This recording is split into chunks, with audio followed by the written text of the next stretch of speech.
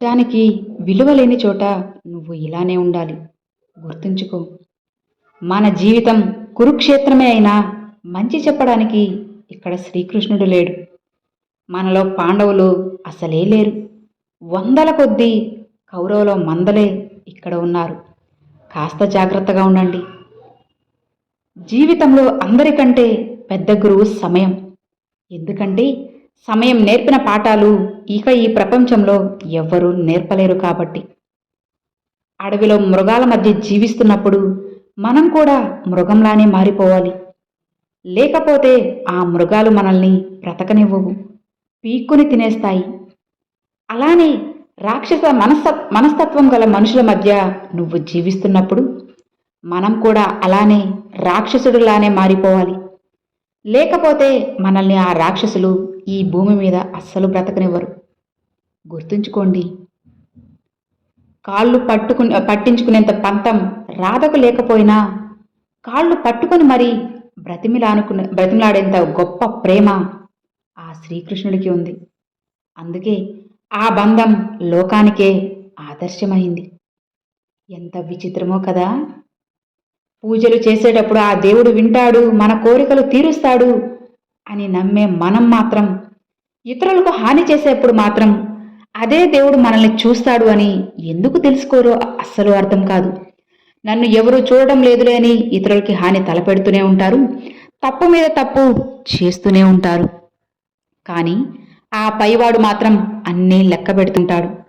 జాగ్రత్తగా గుర్తుంచుకోండి, ఈశ్వరుని లీలలు చాలా విచిత్రమైనవి.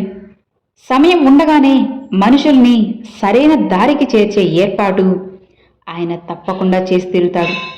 కాస్త ఓపికగా ఉండాలి, అంతే. కోపం నరకం లాంటిది, అది పాపాన్ని కూడబెడుతుంది. శాంతం అనేది స్వర్గం లాంటిది, అది నీకు పుణ్యాన్ని తెచ్చిపెడుతుంది. గుర్తుంచుకో, కష్టపడిన వారికి మాత్రమే కష్టం విలువ తెలుస్తుంది. నమ్మిన వాళ్ళకి మాత్రమే దేవుని విలువ తెలుస్తుంది.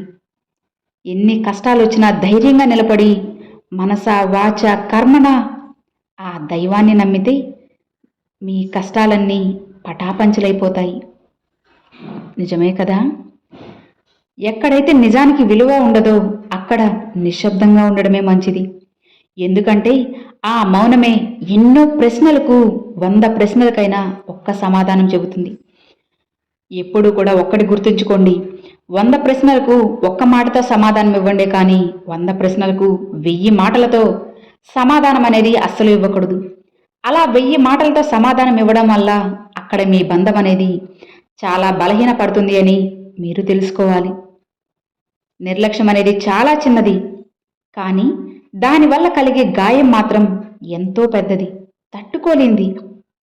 అందుకే దేనిని ఎవ్వరిని ఎప్పుడూ కూడా అస్సలు నిర్లక్ష్యం చేయకండి. అది మనిషి అయినా సరే, వస్తువు అయినా సరే. గుర్తుంచుకోండి, మనిషి మాటలు 2 ఏళ్లకే నేర్చుకుంటాడు, కానీ ఆ మాటలు ఎప్పుడు ఎక్కడ ఎవరితో ఎలా మాట్లాడాలో తెలుసుకోవడం మాత్రం జీవితకాలం సరిపోదు. ఎంత విచిత్రంగా ఉందో ఈ లోకం తీరు. మనం ఆ భగవంతుని ఇలా కోరుకుంటాం, ఈశ్వరా, నువ్వు నా చేతి గీతవో, నా నుదుటి రాతవో, లేక నా గుండె చప్పుడువో తెలియదు, కానీ నువ్వు లేకపోతే మాత్రం నేను లేనయ్యా, నా జీవితాన్ని నువ్వే నడిపించాలి అంటాం. కానీ ఏదైనా మన కోరిక తీరకపోతే మాత్రం ఆ భగవంతుడే లేడు అని చెప్పి నిందలు కూడా మనమే వేస్తాం. పూజించేది మనమే, చివరికి నిందించేది కూడా మనమే. మనం ఎప్పుడూ కూడా ఒంటరి వాళ్ళం కాదు. ఎందుకంటే మీరు ఎంత ఒంటరి వారు అనుకున్నా సరే ఆ భగవంతుడు ఎప్పుడూ కూడా మీ వెంటే ఉంటాడు. ఎందుకంటే మీరు ఉంటేనే తన ఉనికిని దైవం చాటుకోగలడు. అందుకే ఆ దైవం మనల్ని ఎప్పుడూ కూడా ఒంటరిగా వదలరు. యావత్ ప్రపంచాన్ని మొత్తం అండగా ఆ భగవంతుడు నిలుస్తాడు. కాబట్టి ఎప్పుడు కూడా మీరు ఒంటరిని, నాకు ఎవరు తోడుగా లేరు అని ఎప్పుడూ బాధపడకండి. ఎవ్వరిని ఏ సమయంలో కూడా అస్సలు చులకన చేసి చూడకూడదు. ఎందుకంటే ఏమో ఎవరికి తెలుసు, ఈరోజు నువ్వు తొక్కిన రాయి కూడా రేపు శిలగా మారి గుడిలో దైవంగా మారచ్చు. నిన్ను చేతులెత్తి నమస్కారం కూడా పెట్టించవచ్చు. మనిషి జీవితం కూడా అంతే. ఈరోజు పేదవాళ్ళైన వాళ్ళే రేపు కోటీశ్వరులవుతారు. విధి ఎప్పుడు ఎవరిని ఎలా మారుస్తుందో ఎవ్వరికీ తెలియదు. కాబట్టి ఎప్పుడు కూడా ఎవరిని తక్కువ చేసి మాట్లాడకండి. మీరే గొప్ప అని ఎప్పుడు కూడా విర్రవేగవద్దు.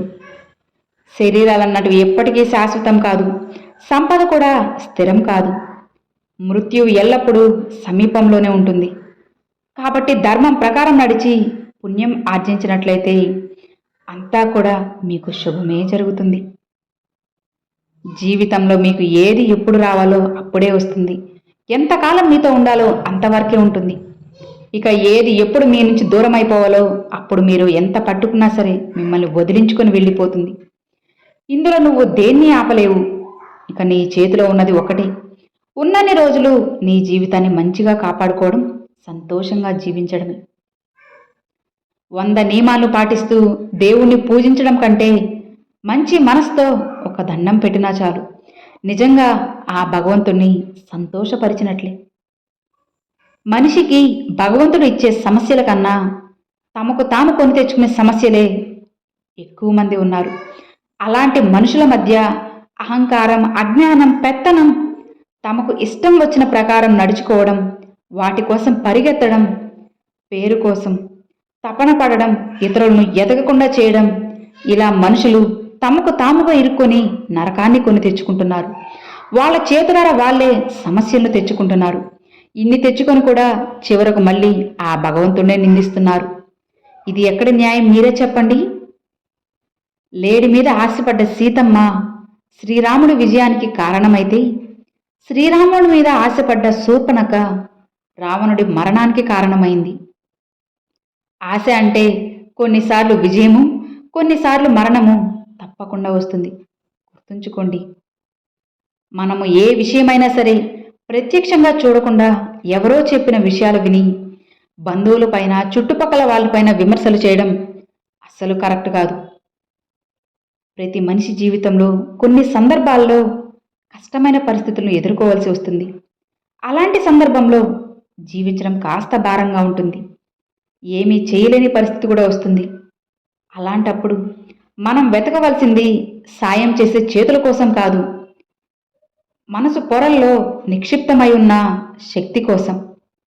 ఆ శక్తి పేరే ఆత్మవిశ్వాసం. ఆత్మవిశ్వాసంతో ముందుకు వెళ్తే ఎలాంటి పరిస్థితులైనా ఎదుర్కొని బయటపడవచ్చు. ఎప్పుడైతే ఆత్మవిశ్వాసాన్ని కోల్పోతావో అప్పుడే నీ పూర్తి జీవితాన్ని నువ్వు కోల్పోతావు. జాగ్రత్త. కనుల కన్నా కనుసైగ గొప్పది, మాటల కన్నా మౌనం గొప్పది, ప్రేమ కన్నా మనసు గొప్పది, మనసు కన్నా నమ్మకం 1000 రెట్లు గొప్పది. నువ్వు కావాలి అనుకున్నప్పుడు ఏదీ నీ దగ్గరకు రాదు. నీకు రావాలి అని రాసిపెట్టింది ఒక్క క్షణం కూడా ఆలస్యమవదు. గుర్తుంచుకో. ఓటమి ఎదురొస్తే ఆనందంగా స్వీకరించు. గెలుపు కోసం రణరంగమే తప్పదు అనుకుంటే ఏమాత్రం వెనకడుగు వేయకు. గొప్పగా ఆరంభించు. ఓపిక పట్టి చూడు. కష్టం కూడా ఒకరోజు కనికరిస్తుంది. నీకు ఇష్టమైనవన్నీ నీ దగ్గరకు చేరుస్తుంది. కాస్త ఓపికగా ఉండు. చులకన చూసే బంధాల కోసం ఎప్పుడూ ఆశపడకు. వారు నీ దగ్గరకు వస్తున్నారంటే అది నీపైన ఉండే ప్రేమతో కాదు, వారి అవసరం కోసం మాత్రమే అని నువ్వు తెలుసుకోవాలి. అర్థమైంది కదా? Thanks for watching friends.